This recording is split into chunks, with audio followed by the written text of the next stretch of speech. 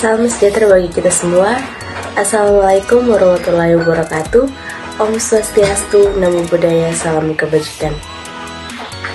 Perkenalkan, nama saya Abdul Yani Virginta Kawaluso, NIM 2214201023 dari kelas A1 Fakultas Keperawatan semester 2 Universitas Pembangunan Indonesia Manado.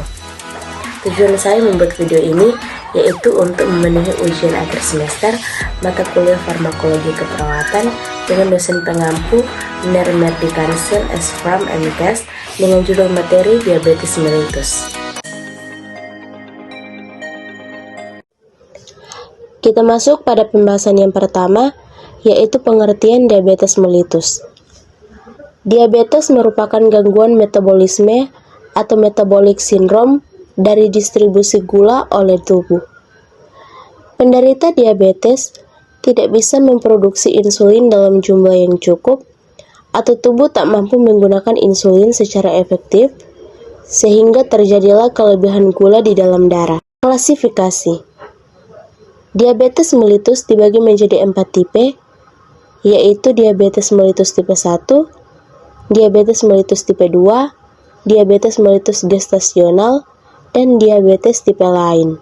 Yang pertama, diabetes mellitus tipe 1. Diabetes tipe 1 terjadi karena penghancuran sel B autoimun, biasanya menyebabkan defisiensi insulin absolut. Kedua, diabetes mellitus tipe 2. Diabetes tipe 2 terjadi karena menurunnya produksi insulin sel B yang terjadi karena latar belakang resistensi insulin. Yang ketiga, diabetes mellitus gestasional.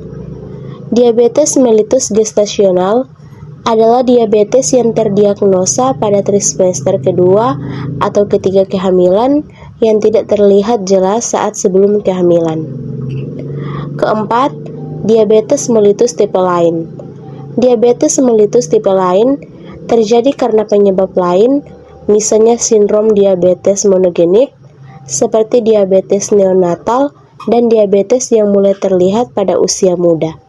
Penyakit pada pankreas eksokrin seperti fibrosis kistik dan obat-obatan atau yang diinduksi oleh bahan kimia diabetes seperti penggunaan glukokortikoid dalam pengobatan HIV/AIDS atau setelah transplantasi organ. Yang ketiga, patofisiologi. Diabetes tipe 1. Dalam diabetes tipe 1 adalah diabetes yang terjadi karena pankreas tidak dapat atau kurang mampu membuat insulin, sehingga tubuh kekurangan insulin atau bahkan tidak memiliki insulin sama sekali. Dengan demikian, gula tidak dapat diangkut ke dalam sel dan menumpuk dalam peredaran darah. Yang kedua, diabetes mellitus tipe 2. Pada diabetes mellitus tipe 2, pankreas masih bisa mencibuat insulin, tetapi dengan kualitas yang buruk dan tidak dapat berfungsi dengan baik terhadap insulin. Yang ketiga, diabetes mellitus gestasional. Diabetes mellitus tipe ini terjadi karena pembentukan beberapa hormon pada wanita hamil yang menyebabkan resistensi insulin. Yang keempat, diabetes mellitus tipe lain. Diabetes mellitus tipe ini terjadi karena sekunder atau akibat dari penyakit lain yang mengganggu produksi atau kerja insulin. Kita masuk pada pembahasan yang kedua, yaitu pengobatan diabetes.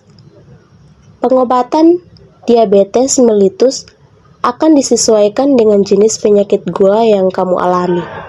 Terapi insulin menjadi salah satu pengobatan yang bisa dilakukan oleh pengidap kondisi ini, baik tipe 1 maupun tipe 2. Bahkan, pada diabetes tipe 1 yang cukup berat, transplantasi pankreas dapat menjadi pilihan guna untuk mengatasi kerusakan pada pankreas. Sedangkan, pada pengidap diabetes tipe 2, akan diberikan beberapa jenis obat-obatan. Namun, pada umumnya ada beberapa perawatan yang harus dilakukan untuk menurunkan risiko diabetes. Seperti yang pertama, menerapkan pola makan sehat. Jika kamu mengalami penyakit diabetes, sebaiknya atur kembali pola makan yang sehat. fokuskan pada asupan buah, sayur, protein tanpa lemak, dan juga biji-bijian. Tidak hanya itu, kamu jika perlu mengonsumsi serat dan mengurangi beberapa jenis makanan, seperti makanan yang mengandung lemak jenuh, karbohidrat olahan, sehingga pemanis buatan. Yang kedua, rutin melakukan aktivitas fisik. Setiap orang tentunya membutuhkan aktivitas fisik untuk menjaga kesehatan tetap optimal, termasuk pengidap diabetes. Olahraga menjadi salah satu kegiatan yang bisa dilakukan untuk menurunkan kadar gula darah dengan mengubahnya menjadi energi. Kamu bisa memilih untuk melakukan olahraga ringan seperti berjalan kaki, berenang, atau bersepeda. Jadikan kegiatan tersebut sebagai rutinitas harian untuk membantu kamu menghindari kondisi diabetes menjadi lebih buruk. Baik, sebelum saya mengakhiri video saya di saat ini, saya mengajak rekan-rekan sekalian untuk bergabung bersama kami di Universitas Pembangunan Indonesia Manado, terlebih khusus di Fakultas Keperawatan yang merupakan fakultas terunggul di Universitas Pembangunan Indonesia Manado. Universitas Pembangunan Indonesia Manado beralamatkan di Jalan Walter Muminside 6, nomor 129 lingkungan 2, Bahu, Manado. Universitas Pembangunan Indonesia Manado terdapat 6 fakultas, yaitu yang pertama Fakultas Teknik, Fakultas Pertanian, Fakultas Hukum, Fakultas Ilmu Sosial dan Ilmu Politik, Fakultas Sastra, dan Fakultas Keperawatan. Come join us. Selamat malam, salam sehat untuk kita semua, dan salam sejahtera bagi kita semua.